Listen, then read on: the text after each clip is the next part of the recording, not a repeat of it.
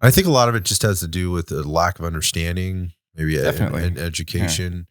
And let's be honest. I mean, our community, like, and when I say our community, I mean the 2A community is not doing a really great job of coming together. No, not at all. There are a lot of people working very hard to change this, but there are a lot of people, and there's a lot of entities that are not doing a very good job at speaking with a message that really represents the more reasonable, responsible gun owner out there, or in that which trains with guns. And so it's created a little bit of, there's a polarization even within the community. And that's a tough place to be. Like, there's certain people that are, I think there's a right and a left side of this, right? And when I don't mean that politically, I just mean like you got some people that are all the way to the right and they're fanatics, right? And the way they talk is aggressive. It's not showing very much understanding.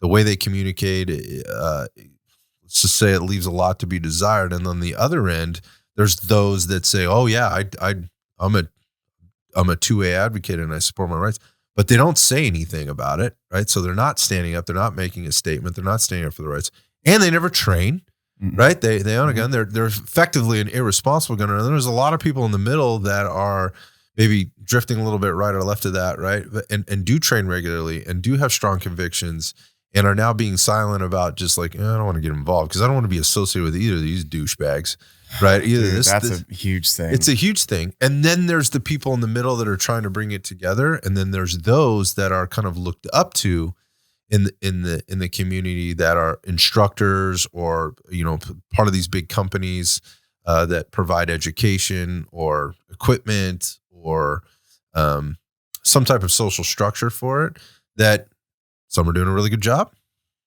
some aren't, but at the end of the day, a lot of times they can't seem to agree on things, or they're talking shit about the other company, or they're just, it just seems to be, again, there's always divisive. There's a divide. What it there's is, a divide within the divide where people, I believe, I'm going to give them the benefit of the doubt. They do want to be responsible. They do want to know more. They do want to be better. They do want to improve their skill, and they're having a hard time finding an outlet and a resource to be able to provide, good instruction or good advice, or somebody that they can align with, say, yeah, this is somebody that I really like, I really look up to, and here's the reasons why I feel like they lack choice. They feel like they lack choice when there's a ton of choice. And then again, I think that the community makes it a little tougher. And then also, I think there's some things worth talking about, or maybe not today, but that being, how do you get this information, right? Where do you get it from? Where do you go to take in your info or consume it? Is it Facebook? Is it Instagram? Is it YouTube? Because right now that community, our community is being blacklisted. We're outlaws on those types of platforms. So where does somebody go to get that information? And it's usually somebody they know, right, that has a gun, right? Or is part of it. And again, are they all the way to the right? Are they all the way to the left? Are they somewhere in the middle? That's what bothers me, dude, is why is there so much pushback on people trying to educate or give out information or like just help people in this space? I just don't understand why there's so much suppression. It makes me feel like no matter what in history, if they're trying to keep something from you, usually like they're not on the good side. Oh, usually it goes back to you being told like to do stuff. Right? Yeah. Right. Usually it's like, I don't know, it kind of bothers me. But anyway, the point is that like, I definitely think that like there's this community is new, even though guns have been around forever. I think it's new because it's been like its own small little thing. Like it's almost like you're a hillbilly military law enforcement if you're into guns, like before the last decade or so. Or like you're just like everybody else who's like, guns are cool, I see them in movies. Right now though, it's like very popular. I think things like John Wick made that a thing because they use real guns and real tactics, right? Made it like really popular. People like T-Rex Arms are making video games like Call of Duty, which everybody fucking plays. Like the amount of reach that has is crazy. And guess what? Lucas is actually on the game, like, doing the choreography for some of the game, right? Or on one of the games, whatever, one of the recent ones. And so it's becoming like a social norm, but for some reason these platforms don't want it to be, which that bothers me, especially when there's just so much like information to be learned. But with that being said, like that's kind of also what got me interested too. That's something I didn't touch on is like, man, I think I seen it was like 5 or 6 million new gun owners in like 2020, something along that line in America. Like that's like a lot of new business. Oh, I mean, whether you're manufacturing stuff or coaching, instructing, that's a lot of new business, and that's also a lot of new responsibility for the United States to have that many new guns on the streets. You got it, man. You know what I mean? I mean, there are millions of guns out there in the hands of the citizens of the United States, right? And some of those citizens are not good citizens. Oh, dude, they're evil exists. There's bad shit out there, and these people are using guns as a means to commit crimes, intimidate, strong arm, their way through their life, and for whatever their gain or their agenda is. That's a reality, and you can't hide from that. Because I'll tell you one thing: that shit's all over social media. But the flip side of that, like all the muskets that are retrieved, right? all the muskets that are retrieved, but also like, look, all the bad shit continually perpetuates. I mean, you can find that anywhere, and if you're not seeing that, it's because you're not paying attention, or whatever you fed the Instagram to feed you back that's not part of it. The point of that is you'll see that stuff all day long. What you don't talk, what you're never going to see is the positives that come out of it, all the lives saved, all the positiveness that's come with that which does exist in the firearms community. I have to tell you that comes to us, and kind of how this kind of happened. It happened through the firearms community in training together. Yeah. Right. Somewhere, somehow you cross paths with people. And my experience is it's probably not what most people would think, like most people, and when I say most people, those that are scared of or just don't understand, they're not educated to, for whatever the reasons are, or they're resistant to the gun community, probably don't understand the level of passion, right, that exists, and the humbleness also that exists within the firearms community. Because when I show up to train, whether I go to an event or a range day or just out with my friends, what you get is a high level of respect. Right. A high level of respect from everybody on the range, a high level of humbleness, and it's people trying to make themselves better. Right. Not so they can go out and shoot people, not because they hope somebody breaks into their home or confronts them so that they can pull out their firearm and use it in a defensive manner, but for lots of reasons. I mean, there's competitive shooting, there's defensive shooting, right? There's just learning new platforms to work on. It would be like, learning.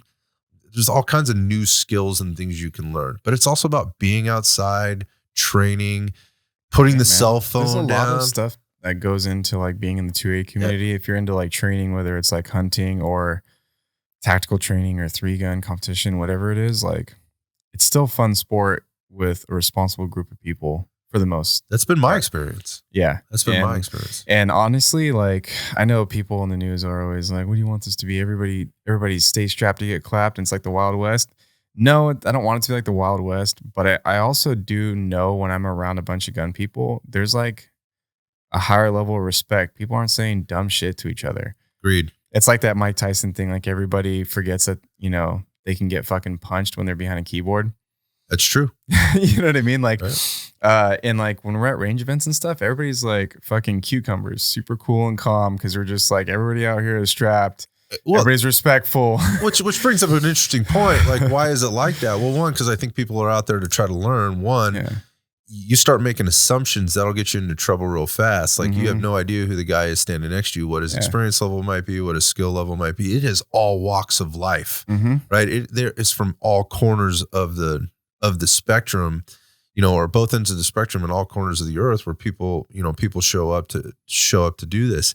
And they found, just like in anything else, they found some community to where other people are doing that. And they're likely coming from a situation where they don't have a lot of that around them. So they've had to be quiet, right? Mhm. Or they feel like they need to be. They don't have to be. They feel like they need to be quiet because they just don't want to engage in the conversation and have to justify themselves in why they're passionate about something, their Second Amendment right, right? Their particular choice of firearms. Oh, I'm a SIG guy versus a Glock guy, or all the little nuance that goes into that conversation. But when they are around people that they can connect with, and this is any community, right? You're going to see them really thrive and generally lower the defense, right? Lower that wall, lower that again, that defense mechanism, I guess is what I'm saying. So they don't feel like they have to be on edge. And to your point, they're cute. They're cool. They're cool as a cucumber. And my experience at a lot of these shooting events is it's not a bunch of law enforcement guys, dude, not right? at all. It's not a bunch of ex-military guys that are trying to improve their skills. In fact, many of the instructors don't come from that background either. These are people that are passionate and they have way more training than the other It's just people populations. that love what it is. Yeah, and they're trying to improve their skill. Yeah. And there's a common thread there, right? Mhm. And a lot of it has to do with being being an American who loves their freedom, but also recognizes that freedom is not guaranteed. Yeah. Right? It's not guaranteed. And they may feel like they're backed into a corner a little bit. And some people, the other thing is, man, there's a lot of people that are just curious. Like it's a little taboo, right? Maybe I shouldn't be doing this, but they're out there, they're trying, like, I want to try this out. I want to kind of see what that's like, which I think is uber valuable. Like, I think, more people need to do that. But at the same time, what I watch and I hear sometimes is from those that are the most skilled, right? Those that do provide instruction or those that do provide product. And I hear a lot of shit talking and negativity, which I just can't get my head around.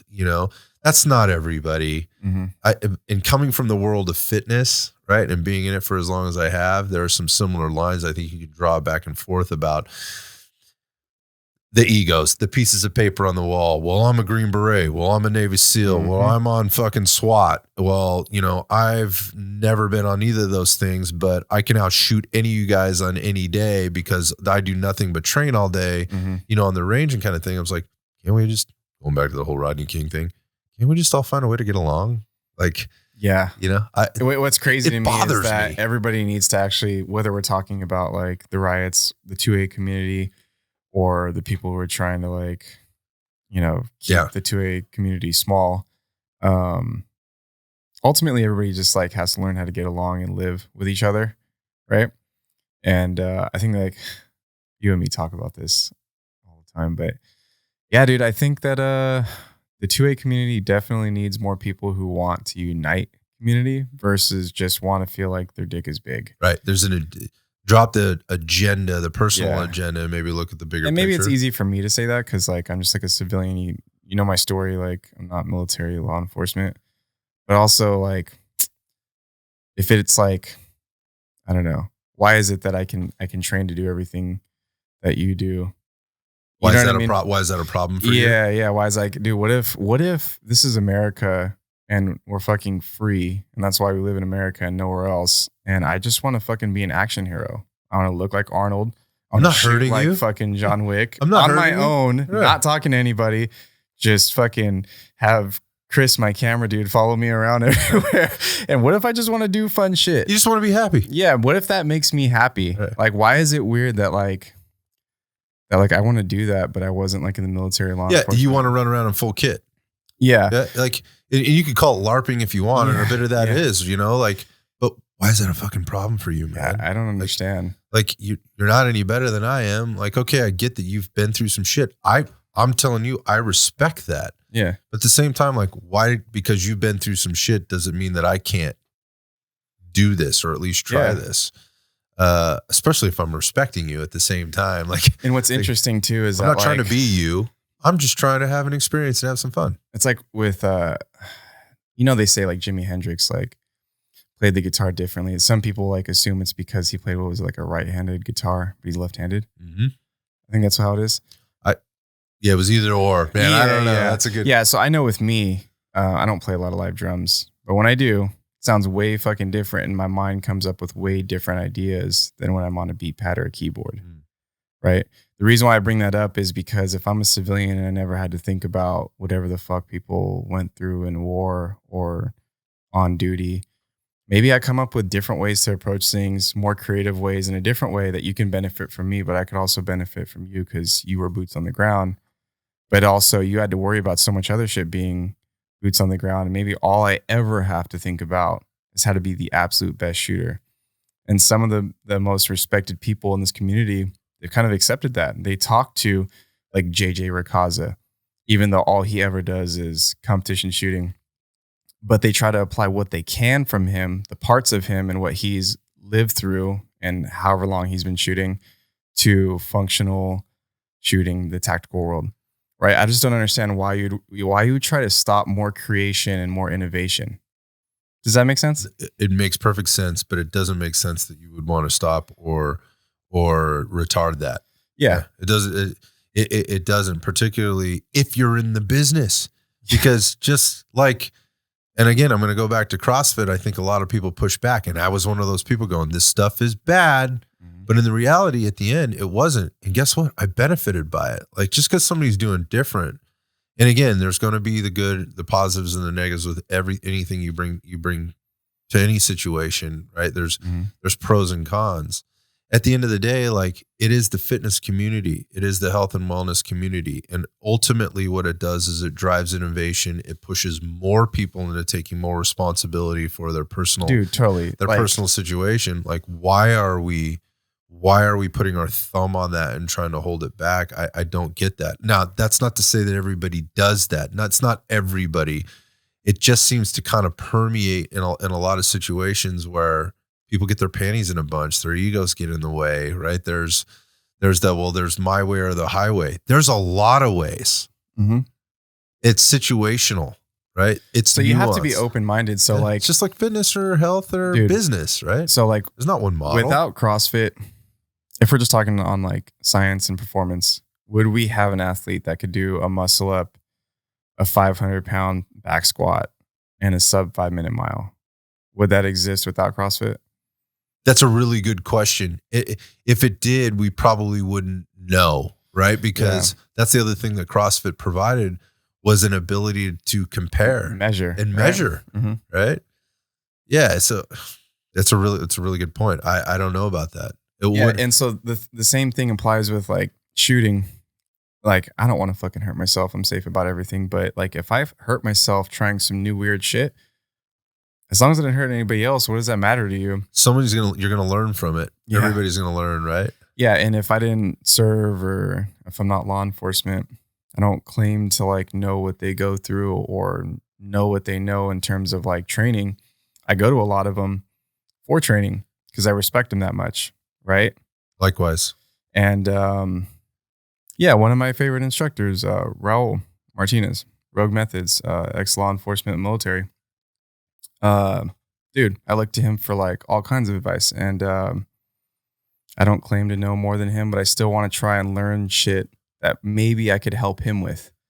Maybe I can help people like him with. And I think that that's like what everybody should be trying to do. Move forward.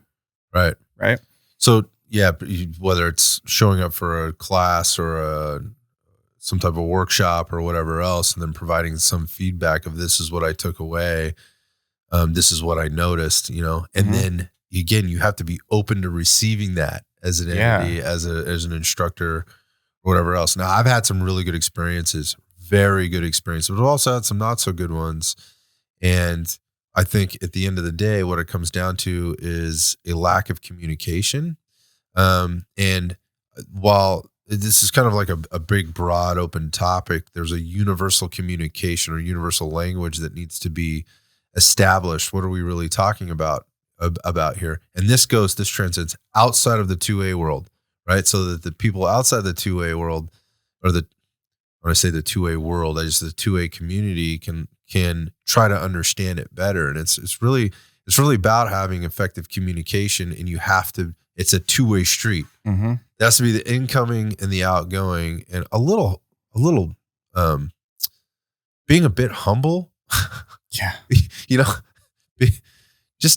Just a little bit, showing a little humbleness never hurt anybody. It really doesn't. just because you're being humble doesn't mean you're weak.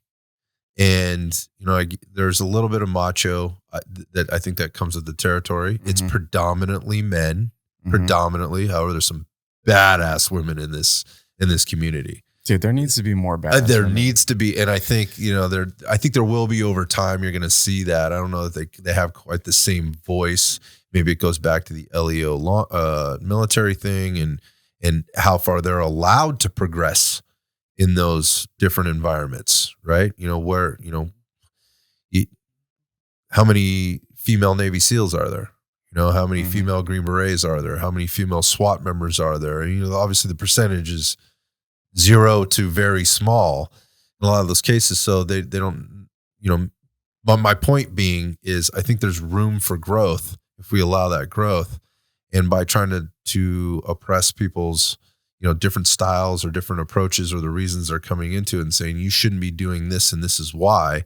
If it's not hurting somebody, if it's not unsafe, if it's not unsound, if it's not, I get it if it's not backed up with solid logic, right? And you can't back it up with some kind of result or data. I get how you could be critical of it, but that doesn't mean it's wrong. Maybe it just hasn't been vetted out all the way. Yeah. Safety, number one. Yeah, of course. Don't be a dumbass. And there's a lot of dumbasses out there, right? We're seeing that all the time.